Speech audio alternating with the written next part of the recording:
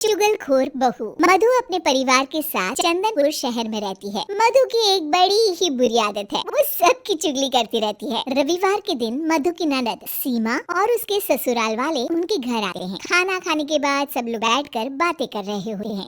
अरे सीमा, कैसी हो? ठीक हूँ भाभी, आप कैसी हो? मैं भी ना बढ़िया हूँ।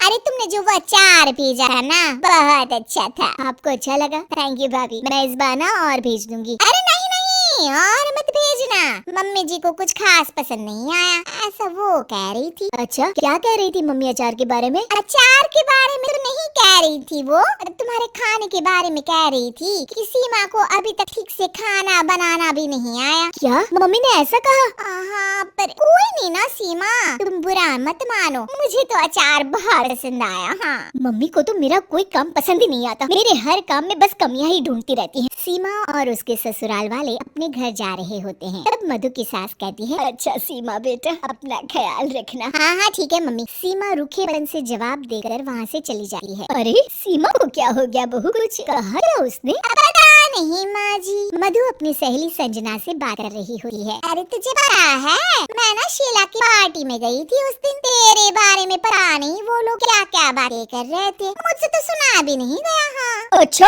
क्या कह रहे थे वो लोग? शीला कह रही थी कि जब भी मैं संजना को पार्टी में बुलाती हूँ वो आती ही नहीं, उसे पैसों का बड़ा घमंड है भाई। क्या उसने ऐसा कहा? मैं अभी उससे बात करती हूँ। अरे छोड़ ना, उसकी बात ही नहीं करनी हमें, छोड़ चल छोड़। मधु अपनी सहेली से बात कर रही होती है, तभी उसका पति सचिन आ जाता है। अच्छा संजना, मैं ना तुमसे बाद में बात करती हूँ, ठीक है? मधु इधर आओ। क्या हुआ जी? अरे पता नहीं क्या हो गया है, सीमा माँ से बात ही नहीं कर रही। तुमसे कुछ कहा था क्या उसने? नहीं तो जी, उसने तो कुछ नहीं कहा मुझे।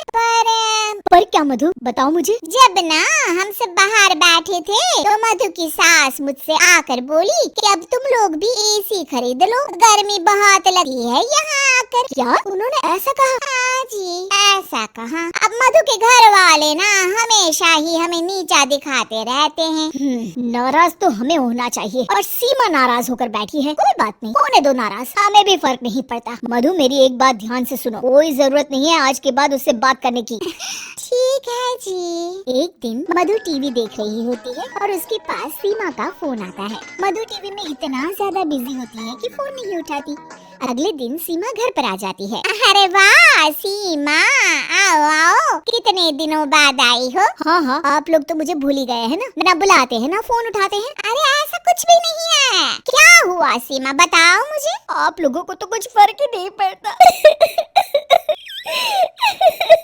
सीमा रोने लगती है और अपने कमरे में चली जाती है। तभी सचिन भी वहाँ आ जाता है। रुकिए जी, मैं बात करती हूँ सीमा से। मधु सीमा को समझाने जाती है और उसकी सास और सचिन दरवाजे के बाहर खड़े होकर सारी बातें सुनने लगते हैं। अरे छोड़ ना सीमा, तेरे भैया की तो आदत ही है बात का बतंगड़ बनाने की। मैंने उन्हें बताया भी कि सीमा के घर वालों को गर्मी लगती है, जब वो लोग आते हैं तो हमें एक एसी ले लेना चाहिए, तो उसमें भड़क गए, कहने लगे उन्हें अपनी अमीरी पर बड़ा घमंड है। मधु की सास और सचिन ये सब सुनकर चौंक जाते हैं कि मधु ये सब क्या बोल रही है। शायद मेरी ही गलती है, मुझे यहाँ आना ही नहीं चाहिए था भाभी। अरे नहीं नहीं मधु, तू क्यों नहीं आएगी, ये घर तेरा भी तो है ना।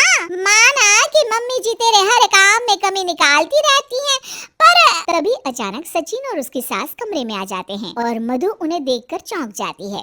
मम्मी जी, मैं ना सीमा को समझा रही थी कि वो कहीं ना जाए। समझा रही थी या भड़का रही थी? हाँ, तुम इतनी बड़ी चुगलखोर हो मधु, हर किसी की बुराई करती हो, सबके बारे में झूठ बोलती हो ताकि हमारे बीच झगड़ा हो। मुझे नहीं पता था कि मेरे सामने तुम्हारा ऐसा रूप भी आएगा। मुझे माफ कर दीजिए जी। आपने मुझसे भी झूठ बोला भाभी। उन तीनों के सामने मधु की पोल खुल जाती है और वो सर झुकाए खड़ी रहती है, लेकिन अब कर भी क्या सकती है।